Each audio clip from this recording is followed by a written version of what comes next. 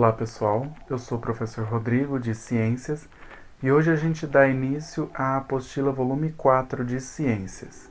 Essa apostila ela vai continuar estudando o grupo dos animais. Restam dois grupos para a gente ver, que são os grupos das aves, que é o que a gente vai ver nessa aula, e o grupo dos mamíferos, que é o que a gente vai ver mais para frente nas próximas aulas. Uma característica que a gente já percebe nas aves e nos mamíferos, que é diferente dos grupos anteriores que a gente estudou, é o fato de que esses animais eles não precisam se aquecer ao sol para a temperatura do corpo se elevar. Ou seja, até então, os grupos que a gente estudou de peixes, anfíbios e répteis, a temperatura do corpo deles variava de acordo com a temperatura do ambiente. Então, esses animais são chamados de ectotérmicos. As aves e os mamíferos são animais endotérmicos, que significa o quê? Eles conseguem manter a temperatura constante do corpo. Ou seja, se o corpo de um mamífero, por exemplo, vamos pegar o ser humano, ele tem que ter 36 graus para ele funcionar normalmente. Então, o corpo daquele mamífero vai manter a temperatura de 36 graus, independente se o ambiente onde ele está é frio ou quente. Então, endotérmico é isso, é a capacidade de manter o corpo a certa temperatura. As aves são os únicos animais que possuem penas.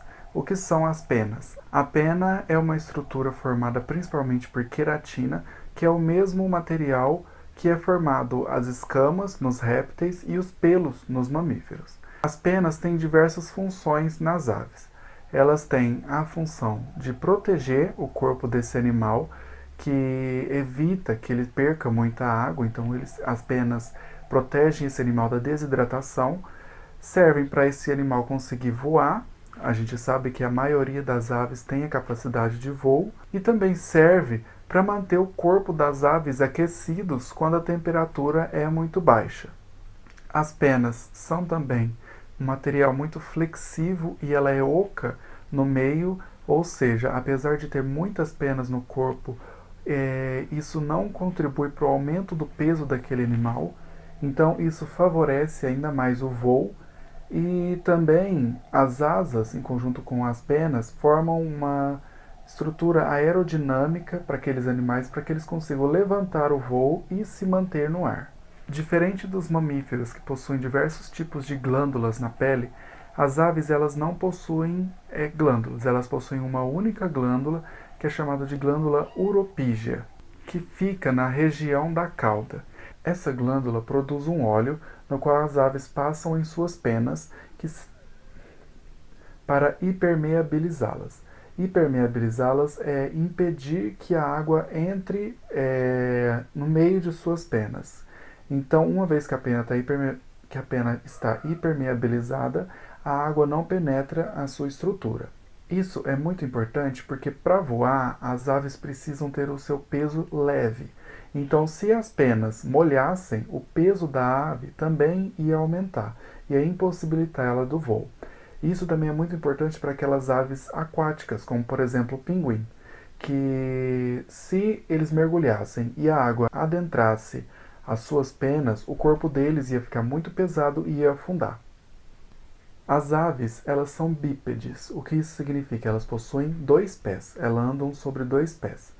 Os pés das aves têm diversas funções, de acordo com o grupo a qual a gente está se referindo. Como, por exemplo, a gente tem aqueles grupos de aves que os pés servem para se agarrar a paredes, a árvores, como, por exemplo, os papagaios. Serve também para correr ou caminhar, principalmente em aves que não conseguem voar, como, por exemplo, a ema ou o avestruz. Tem também os pés que são adaptados para nadar, que possuem membranas entre os dedos, como por exemplo os patos e os pinguins.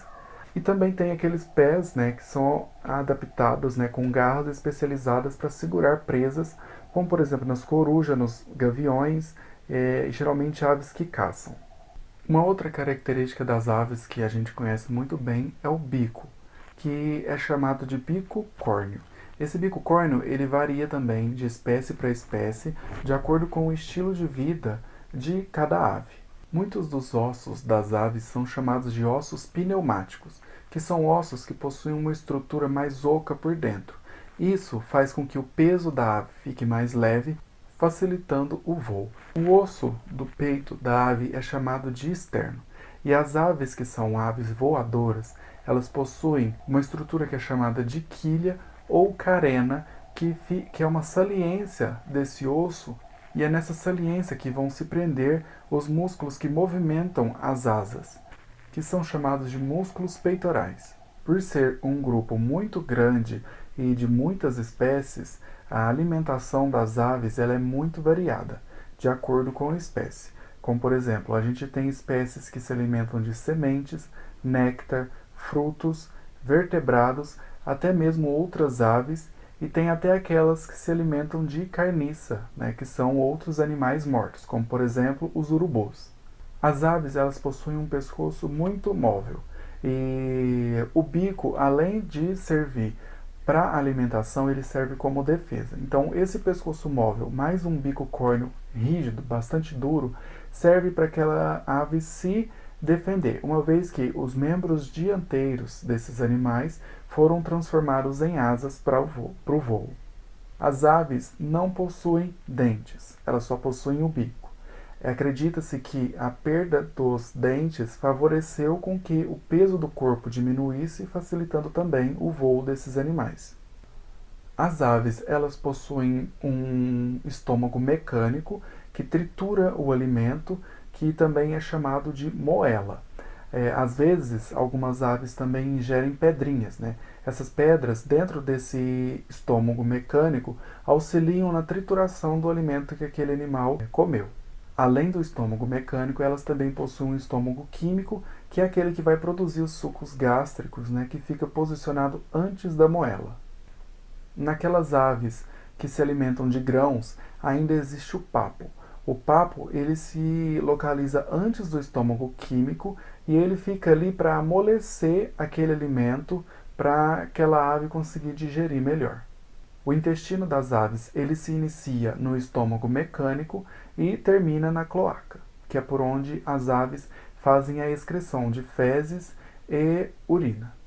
Nas aves, né, assim como outros vertebrados terrestres, a respiração ocorre através de pulmões. As aves possuem ainda estruturas que são chamadas de sacos aéreos. Esses sacos aéreos eles bombeiam o ar inspirado pela ave para os pulmões. Isso aumenta a eficiência da respiração.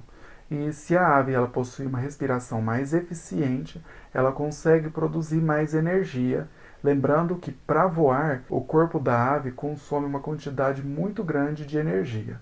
Além disso, se os sacos aéreos estão cheios e os pulmões também, o corpo daquela ave está repleto de ar, o que diminui o peso dela, né, e facilita também na hora do voo. Como atividade para a aula de hoje, eu vou pedir para vocês fazerem as questões do 1 ao 9 da página 23 da apostila volume 4. Muito obrigado e até a próxima aula.